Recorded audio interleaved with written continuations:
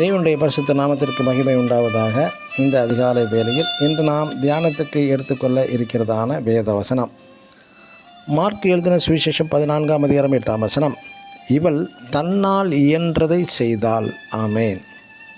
பெத்தானியாவை சேர்ந்த மரியாள் தான் வைத்திருந்த விலையேற பெற்ற நலதம் என்னும் உத்தம தைலமுள்ள வெள்ளைக்கல் பரணியை கொண்டு வந்து அதை உடைத்து இயேசுவுக்கென்று அர்ப்பணித்து விட்டாள். இதை பார்த்த அநேகர் இது வீண் செலவு என்றார்கள். யூதாசும் இதை குறித்து குறை கூறினார். இயேசு கிறிஸ்துவோ அந்த பெண்ணை பாராட்டுகிறார்.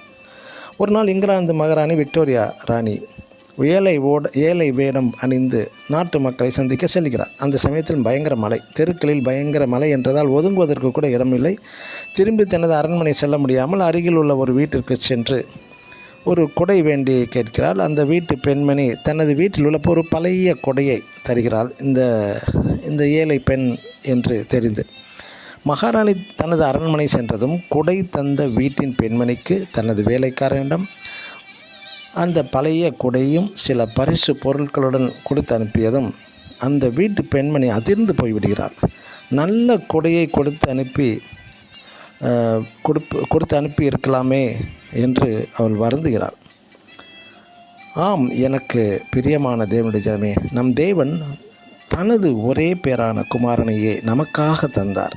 நாம் நமது கிறிஸ்துவுக்காக எதை கொடுக்கிறோம்?